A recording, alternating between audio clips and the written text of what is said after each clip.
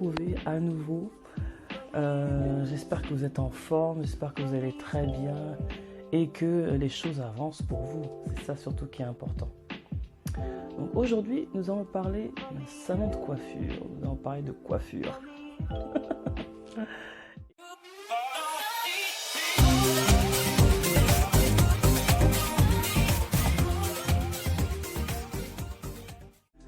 Vous aimez prendre soin de vos cheveux, vous aimez prendre soin de vous. Vous prenez beaucoup de temps pour ça parce que quand on est femme, hein, on aime prendre soin de soi et je sais que nos maris ne sont pas indifférents. Donc c'est très important dans la vie d'une femme de prendre soin d'elle. Et justement, quand vous allez dans un salon de coiffure, vous n'allez pas dans n'importe quel salon. Normalement, vous allez dans un salon, soit on vous en a parlé, on a dit du bien de ce salon, pourtant vous n'y êtes pas encore allé. Hein. Vous ne connaissez pas, on vous a dit du bien de ce salon, donc qu'est-ce que vous faites? Vous dites, je vais essayer, je crois en mon amie, je crois en ce qu'elle dit, j'ai vu le résultat sur sa tête, c'était pas catastrophique, donc je vais essayer. Et là vous allez dans le salon et on vous conseille une coiffeuse que vous ne connaissez pas forcément, qui n'a jamais touché votre tête, vous ne la connaissez pas, et vous lui faites confiance, vous dites oui, ok, d'accord. Et vous lui faites confiance. C'est-à-dire que vous n'allez pas vous dire ah oui, mais vous n'y allez pas à la peur au ventre. Vous ne dites pas ah oui, mais si elle me rate, et si elle me rase tous mes cheveux, et si je ressors j'ai les cheveux verts, ou vous voyez ce que je veux dire? Vraiment, vous y allez confiante. Et en plus, vous allez payer pour ça. Donc vous vous asseyez et quand la coiffeuse vous dit baissez la tête, vous baissez la tête. Quand elle vous dit levez la tête, vous levez la tête. Quand elle commence à prendre la tondeuse ou les ciseaux, vous dites pas ah, attendez, vous laissez faire. Peut-être même vous entamez la discussion, hein, parce qu'il y a beaucoup de coiffeuses qui sont super sympas comme ça, qui entament la conversation et vous parlez, vous discutez de tout et de rien. Et le temps passe et vous coiffez. Et le résultat, bon, c'est pas mal. Et même si c'est pas ce que vous vouliez, ça peut arriver aussi. Des fois, il y a des coiffeuses, elles font des coiffures approximatives, on va dire. Ce qui est fait, j'ai envie de dire. Donc après, vous lui avez fait confiance et voilà. Donc c'est vraiment dans cette attitude que vous n'avez pas peur en fait quand vous allez chez votre coiffeuse. Vous lui confiez votre tête. Et pourtant on sait que les cheveux d'une femme c'est important. Les cheveux d'une femme c'est ce qui fait la beauté de la femme, on va dire. Parce que c'est ce qu'on voit. Et d'ailleurs même dans des pays africains, on coupe les cheveux des jeunes filles justement pour qu'elles n'aient pas à passer autant de temps sur les cheveux, quoi. Hein, on comprend à quel point les cheveux sont importants, surtout pour les femmes noires. Ils sont importants. Et de la même façon dans le mariage, vous faites confiance à votre mari. Et c'est ce que vous devrez faire. Parce que de la même façon, vous faites confiance à la coiffeuse que vous ne connaissez pas. Mais vous ne faites pas confiance à votre mari que vous connaissez. Et le fait que vous confiez votre tête à votre coiffeuse, même si vous la connaissez, mais elle est un être humain, il peut lui arriver de rater, il peut lui arriver d'avoir trop coupé, il peut lui arriver de vous brûler la tête avec le fer, ça peut arriver. Mais vous ne lui en voudrez pas, vous direz l'erreur, ça arrive. Mais est-ce que vous avez la même attitude avec votre époux? Est-ce que vous vous confiez, est-ce que vous vous soumettez à votre époux de la même façon que vous vous soumettez à la coiffeuse? Si votre mari vous dit « Viens, on va aller là » ou « Non, ne fais pas ça, plutôt on va faire ça », est-ce que vous l'écoutez? Pourtant, votre coiffeuse, elle vous dit de baisser la tête, vous faites. Elle vous dit de vous asseoir, vous vous asseyez. C'est ce qu'on appelle la soumission. La soumission, c'est pas la dictature, c'est pas l'esclavage, c'est pas rabaisser l'autre. Non. La soumission, c'est de choisir. Je choisis de faire confiance à l'autre. Je choisis de faire confiance à la coiffeuse. Je sais que c'est son travail. Je sais qu'elle a des qualités. Elle est diplômée. Si elle est là, ça fait des années qu'elle est là, c'est qu'elle a de l'expérience. Je peux lui confier ma tête. Je peux lui confier mes cheveux. Ma beauté dépend de ses mains. Je lui fais confiance et je me soumets. Tout ce qu'elle me dira de faire, je le ferai. Mais avec mon mari, c'est pareil. Je me soumets à sa direction. Je m'adapte à lui. S'il y a des choses qu'il n'aime pas, je vais lui faciliter la tâche en ne faisant pas ces choses. S'il estime que je dois... Bon, c'est peut-être extrême, mais s'il estime que je ne dois pas porter certains habits, parce qu'il estime que ça fait trop montrer mes rondeurs ou mes formes, je vais lui faire confiance, parce qu'il a un regard sur moi. Donc, il voit un peu comment les autres, parce qu'il est un homme, donc il sait à peu près comment les autres hommes vont me regarder. Donc, je lui fais confiance. Je me soumets. S'il me demande quelque chose, j'aimerais bien manger ce plat-là, j'aimerais bien qu'on aille voir mes parents, est-ce que tu peux me remplir, me rectifier mon CV pour mon travail, ou ce genre de choses? Oui, ok. Je le fais. Je me soumets. Donc la question de soumission, c'est un choix. C'est vraiment un choix. C'est un choix personnel. Et la Bible dit, femmes, soyez soumises à vos propres maris. C'est-à-dire qu'on ne doit pas être soumise à tous à tous ceux qui nous diront quelque chose. Et non, c'est se soumettre à son mari.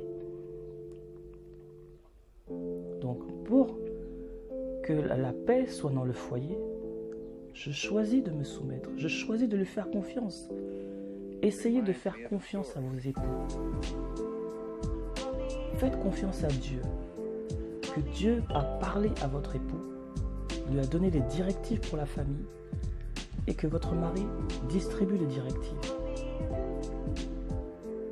S'il est né de nouveau, s'il prie, s'il est rempli du Saint-Esprit, Dieu lui parle et il a une direction pour la famille. Donc faites-lui confiance et choisissez de vous soumettre à lui. C'est-à-dire de vous mettre sous la mission que Dieu lui a donnée. Ne soyez pas toujours dans l'opposition, ne soyez pas toujours à répliquer, à contester. Choisissez de rendre les choses plus faciles. C'est ça, rendre les choses plus faciles. Imaginez-vous dans un salon de coiffure, vous avez sûrement rencontré des femmes comme ça, qui sont au salon de coiffure, elles sont tout le temps en train de dire quelque chose. Ah non mais arrêtez, non vous avez trop coupé là, ah non mais là le fer il est trop chaud là, non mais attendez, je réfléchis encore. Vous avez toujours vu des femmes comme ça. Elle n'est pas soumise, elle ne fait pas confiance à la coiffeuse. Elle a expliqué la coupe qu'elle voulait. La coiffeuse a compris. Donc, elle va faire. Donc, elle doit lui faire confiance. C'est la même façon, vos maris. Dieu a parlé à votre mari. Dieu ne vous parle pas qu'à vous. Dieu parle aussi au mari. Donc, faites confiance à Dieu, que Dieu a parlé à vos maris et que ce que votre mari dit n'est pas toujours mauvais. Il peut aussi dire des bonnes choses. Donc, c'est ça la soumission. La soumission, c'est vraiment s'adapter à son mari, rendre les choses plus faciles et faire les choses que Dieu demande. Parce que si vous êtes soumise à Dieu, c'est parce que la Bible le dit, que les femmes soient soumises à vos maris comme l'Église est soumise à Christ. Est-ce que vous êtes soumise à Christ? Est-ce que vous êtes soumise à Dieu? Quand Dieu vous parle, est-ce que vous obéissez? Quand Dieu vous avertit d'une certaine situation, est-ce que vous en tenez compte? Parce que si vous n'obéissez pas à Dieu, comment vous pouvez-vous obéir à votre mari? Parce que c'est la même chose. Donc, vraiment, vérifiez votre caractère, vérifiez votre relation avec Dieu. Est-ce que c'est une relation père-enfant, que votre Père Céleste peut vous faire confiance, qui vous a confié des choses, qui vous a parlé, qui vous a donné des directives? Est-ce que vous les avez faites? Ou est-ce que vous êtes comme Caïn, que Dieu a parlé, lui a demandé, Caïn, où est ton frère? Et il a répondu d'une façon à Dieu, suis-je le gardien de mon frère? Est-ce que c'est de cette façon que vous parlez à Dieu, que vous répondez à Dieu? Donc si c'est de cette façon, c'est pas étonnant que vous n'arrivez pas à vous soumettre à votre mari. De la même façon que vous vous soumettez à Dieu, c'est-à-dire que vous obéissez à sa parole, que vous gardez ses commandements, que vous faites ce qu'il dit, de la même façon vous devez vous soumettre à vos maris, en toutes choses. Et s'il y a des choses pour lesquelles vous n'êtes pas d'accord, vous voyez que l'attitude de votre mari, vous ne trouvez pas que c'est digne de Dieu, mais priez pour ça. Priez pour ça. Demandez à Dieu la direction du Saint-Esprit et Dieu va toucher le cœur de votre époux. Et s'il s'est trompé, s'il a fait une erreur, il vous le dira. Alors peut-être qu'il ne vous le dira pas ouvertement, peut-être qu'il a un certain orgueil, une certaine fierté, mais en tout cas, il rectifiera les choses. Donc surtout, ayez confiance en Dieu. C'est une question, la soumission, c'est une question de relation avec Dieu. C'est pas la personne en fait. C'est pas la personne. Donc ne prenez pas la chose à cœur. Ah oui, il m'a fait ci, il m'a fait du mal, il m'a mal parlé. Non. Soumettez-vous à vos maris comme à Dieu. Comme à Dieu. Si vous n'arrivez pas à vous soumettre à Dieu, vous ne pourrez pas vous soumettre à votre mari. Comment pouvez-vous vous soumettre à une personne ou aimer une personne que vous ne voyez pas et détester une personne que vous voyez? C'est pas possible. C'est pas possible.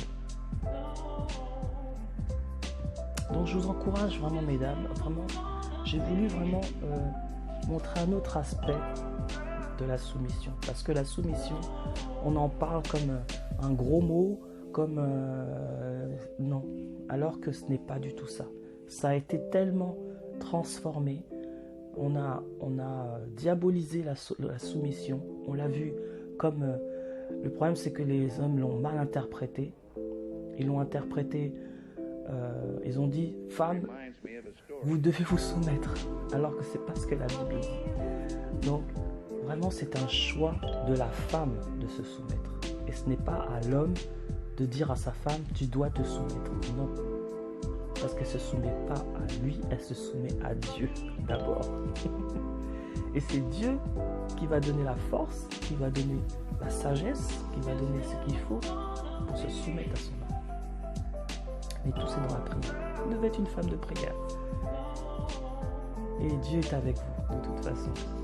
Donc, quelle que soit la situation, quelle que soit l'attitude de votre mari, Dieu est capable de renverser les choses. Mais il faut lui en parler. Il faut vous confier à lui. Il faut avoir une relation proche avec Dieu. Si vous n'avez pas de relation proche avec Dieu, mais comment voulez-vous qu'il intervienne? Il faut qu'il vous connaisse. Et comment il peut vous connaître? C'est en étant proche. C'est en étant proche de lui. Et il agira. Donc je vous dis, vraiment travaillez à votre caractère. Choisissez de vous soumettre à vos époux.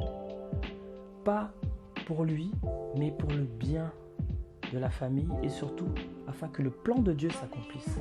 Parce qu'il y a toujours un plan, dans chaque famille il y a un plan. Un plan que Dieu a mis dans le cœur de votre mari. dans votre cœur. Donc, afin que le plan de Dieu s'accomplisse dans votre vie, vous devez agir comme Dieu le demande. Il est vrai que le mari a sa part à faire parce qu'il doit vous aimer. Il doit aimer sa femme comme Christ a aimé l'Église. Il doit en prendre soin, la laver avec l'eau et la parole. Il a aussi son devoir à faire, le mari. Mais aujourd'hui, c'est de vous que je veux parler. Donc, nous devons nous soumettre à nos maris. Nous soumettre en toutes choses. Et faire confiance à Dieu qu'il donne les bonnes directives à vos époux.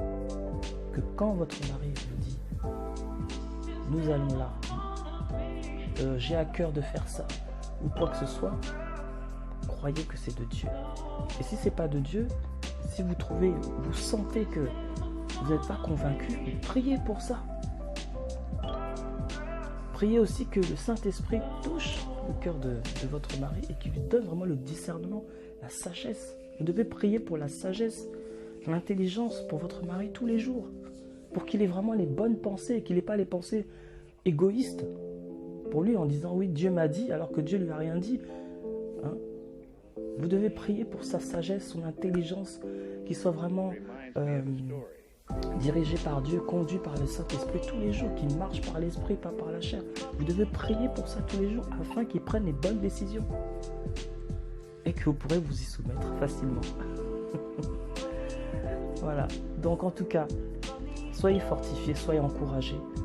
Dieu a la solution à tout. Il suffit vraiment de lui en faire part et vous verrez de quoi il est capable. À bientôt.